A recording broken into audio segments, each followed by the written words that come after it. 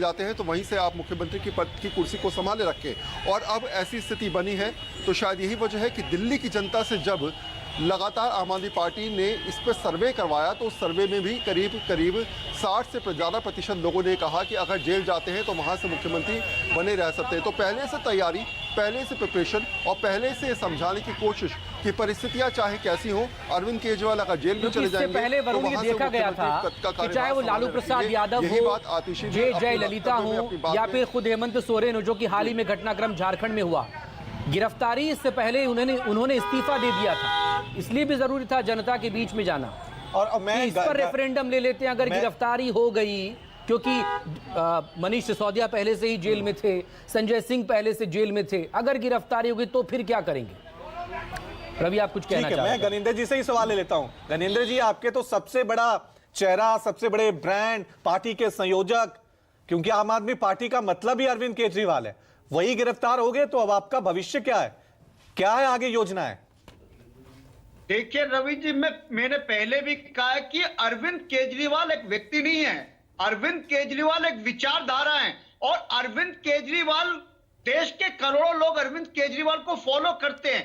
दिल्ली में भी हमने कैंपेन चलाया था, मैं भी केजरीवाल। 95% दिल्ली के लोगों ने कहा कि अरविंद केजरीवाल को नरेंद्र मोदी जानबूझ के जेल में डालना चाहते हैं, क्योंकि नरेंद्र मोदी अरविंद केजरीवाल से डरते हैं। नरेंद्र मोदी अरविंद केजरीवाल से चुनाव में जीत नहीं पाते। आमने सामने की लड़ाई में एक बार नहीं, 4 बार अरविंद केजरीवाल ने नरेंद्र मोदी और अमित शाह को हराया है। और दिल्ली के लोगों से हमने जब रेफरेंडम लिया तो दिल्ली के लोगों ने कहा कि अरविंद केजरीवाल को अगर जेल में भी डाल दे नरेंद्र मोदी जी, तो अरविंद केजरीवाल को जेल से भी दिल्ली की सरकार चलानी चाहिए। अरविंद केजरीवाल दिल्ली के लोगों के लिए अच्छा काम करें, दिल्ली में गरीब के बच्चे के लिए अच्छे स्कूल बनवा रहे हैं। ठीक है गणेंद्र जी, ये राजनीतिक बयान तो अच्छे लगते हैं, राजनीतिक लड़ाई लड़ रहे हैं आप, ये मैसेज तो आपको देना ही है, लेकिन सवाल है कानूनी लड़ाई। आपके एक नहीं बल्कि ये तीसरे बड़े नेता हैं इस मामले में जिनकी गिरफ्तारी हो रही है। सवाल ये है कि कोई जमानत नहीं, इस मामले में किसी तरह से आपको कोई छूट नहीं मिल रही है, इस पर भी तो सवाल उठेंगे ना। देखिए देश के अंदर एक प्रिवेंशन ऑफ करप्शन एक्ट है, लेकिन नरेंद्र मोदी की सरकार ने आज तक एक भी भ्रष्टाचार से जुड़ा मुकदमा प्रिवेंशन ऑफ करप्शन एक्ट में नहीं दर्ज करवाया। दर्ज किसमें करवाती है? ईडी से कह के पीएमएलए में, क्योंकि पीएमएलए एक्ट में कई प्रोविजन ऐसे जिसमें बेल नहीं मिलती। आप किसी को भी अनिश्चित काल के लिए जेल में डाल सकते हो। ये पीएमएलए में प्रोविजन है कि जब तक उसका ट्रायल पूरा नहीं होगा तब तक वो जेल की सलाखों के पीछे इनोसेंट आदमी बैठा रहेगा। और ये सबके साथ हुआ है। आज सत्येंद्र जैन भी इनोसेंट है, वो भी जेल की सलाखों के पीछे, क्योंकि पीएमएलए में उनके खिलाफ केस रजिस्टर्ड है। संजय सिंह है, मनीष सिसोदिया, अरविंद केजरीवाल, क्योंकि अरविंद केजरीवाल से नरेंद्र मोदी को लगता है कि अगर फ्यूचर में कोई भारतीय जनता पार्टी और मोदी जी को कोई चैलेंज कर सकता है तो अरविंद केजरीवाल और अरविंद केजरीवाल की पॉलिटिक्स चैलेंज कर सकती है। हरीश खुराना जी मुस्कुरा रहे हैं और इसका जवाब भी देना चाह रहे हैं, लेकिन हरीश खुराना जी, चाहे वो खुद आम आदमी पार्टी के नेता हो, मुख्यमंत्री अरविंद केजरीवाल हो या विपक्ष का कोई और बड़ा नेता हो, वो इस बात को लेकर कहता रहा है कि लोकसभा चुनावों से पहले अरविंद केजरीवाल की गिरफ्तारी होगी। और आज अगर इसको लेकर आम आदमी पार्टी बीजेपी पर या केंद्र सरकार पर हमलावर है तो आप इसका बचाव कैसे करेंगे? खान साहब, एक बात मुझे सिर्फ एक सवाल पूछना है अपने मेरे मित्र आम आदमी पार्टी से। प्लीज पूछें। ये सम्मन कब पहला सम्मन कब था? 6 महीने पहले? तब कौन सा चुनाव था? तब कौन सा लोकसभा का चुनाव था? सवाल यही है कि आपसे 6 महीने से प्रश्न पूछे जा रहे हैं, आपको सम्मन किए जा रहे हैं, आप इवेट पे इवेट कर रहे हो। अब चूंकि सख्ती हुई है, गिरफ्तारी हुई है, तो अभी हाय तौबा मचा रहे हो। अब भैया, हाय तौबा मचाने से काम नहीं चलने वाला। जो आप सवालों के जवाब तो आपको देने थे।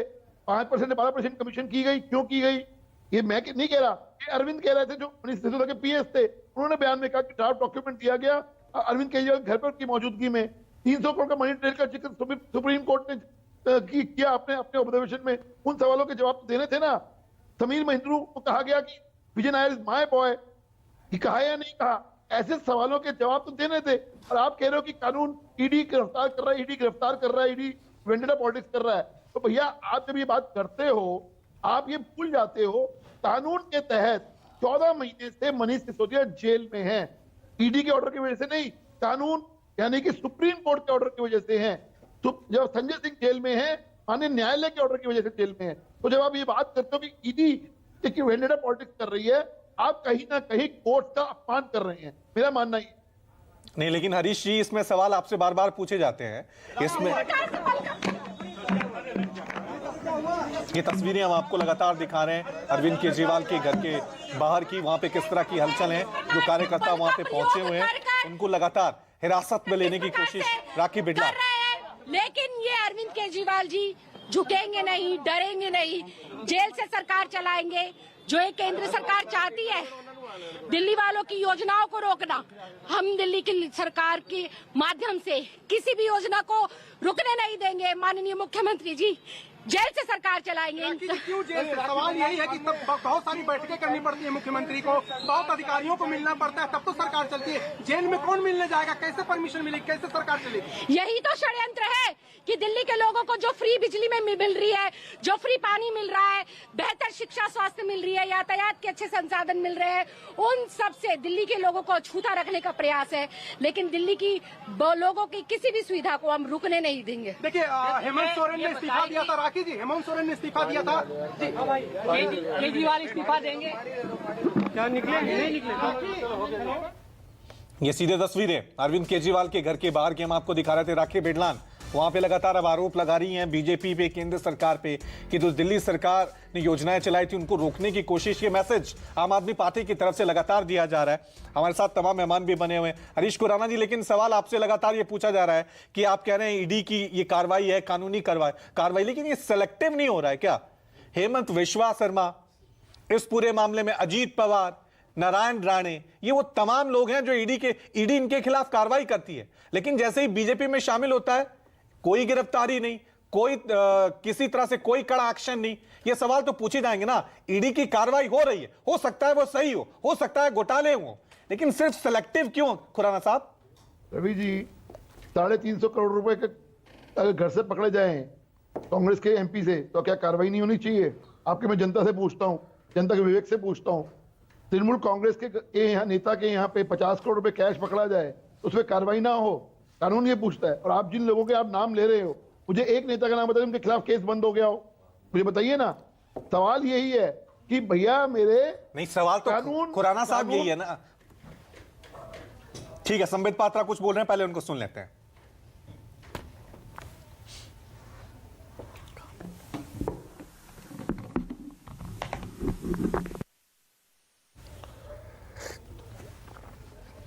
खुराना जी प्लीज कंप्लीट करें अपना, फिर धनेंद्र जी से इस पर उनका रिएक्शन लेंगे। प्लीज कंप्लीट हरीश खुराना जी। यही कहना है, देखिए मेरा यही कहना है, कानून हमेशा अपना काम करता है।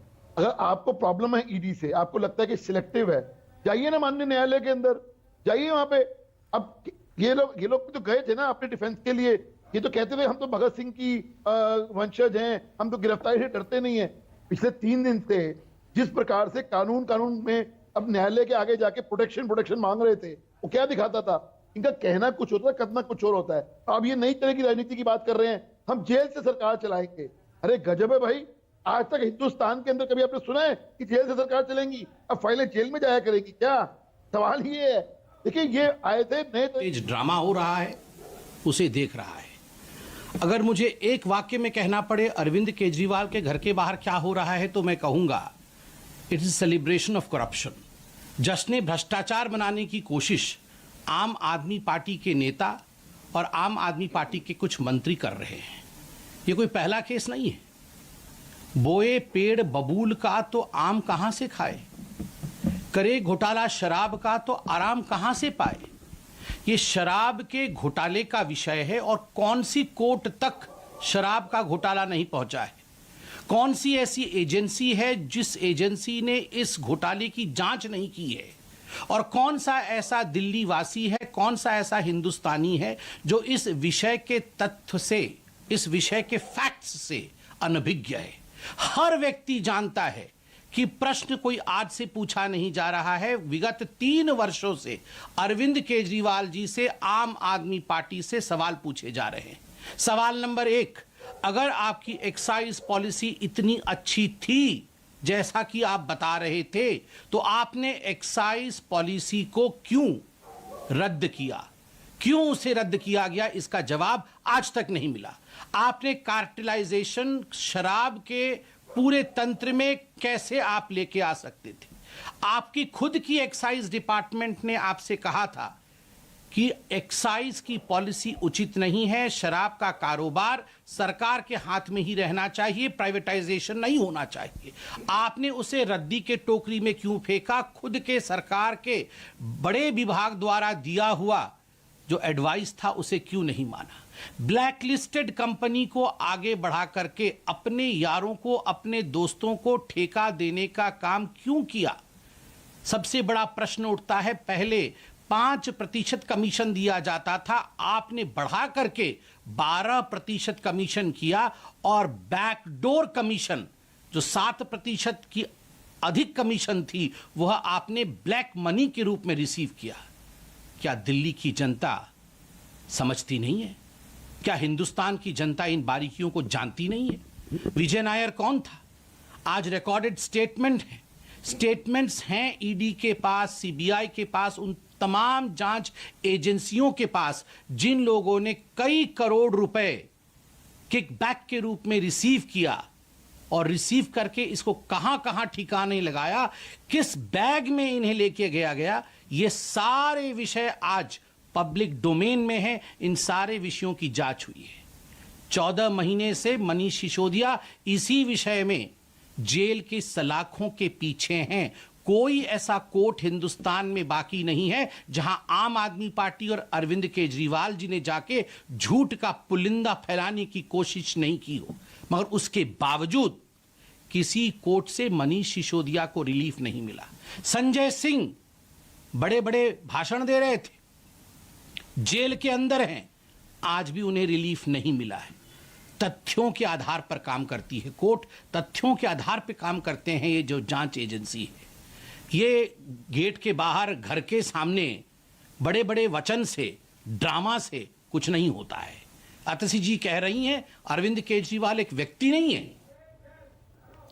ठीक है, संबित पात्रा को आप सुन रहे थे। धनेंद्र भारद्वाज बहुत देर से रिस्पॉन्ड करना चाह रहे थे। धनेंद्र जी, बीजेपी कह रही है कि कोर्ट से राहत नहीं मिली, एजेंसी तो अपना काम करेगी ही। जब एजेंसी काम कर रही है तो आप फिर आरोप क्यों लगा रहे हैं? देखिए, एजेंसी जो काम कर रही है, अभी आपने सवाल करा हरीश खुराना से, हेमंत बिस्वा शर्मा, अजीत पवार, नारायण राणे, छगन भुजबल, भावना गवली, संजय पाटिल, येदियुरप्पा, रेड्डी, बंधु बेल्लारी वाले, ये तमाम वो लोग हैं जिनके खिलाफ सीबीआई ईडी की जांच चल रही थी, लेकिन किसी की गिरफ्तारी हुई? किसी को ईडी ने नोटिस दिया? 1 बार, 2 बार, 3 बार, 4 बार, 8 बार, 10 बार, 10 बार नोटिस सिर्फ अरविंद केजरीवाल को जाता है। और अरविंद केजरीवाल जी को जब पहला नोटिस मिला था तो अरविंद केजरीवाल जी ने ईडी को चिट्ठी लिख के ये पूछा था कि मेरे को आप किस हैसियत से बुला रहे हो, उसको बताओ। नो नोटिस ईडी ने दे दिया उसके बाद, लेकिन अरविंद केजरीवाल की चिट्ठी का जवाब नहीं दिया। आज भी ऑनरेबल हाई कोर्ट ने, दिल्ली हाई कोर्ट ने ईडी से पूछा कि आपके पास कोई एविडेंस है, आपके पास कोई सबूत है अरविंद केजरीवाल को अरेस्ट करने के, संबंध देने के? कोई जवाब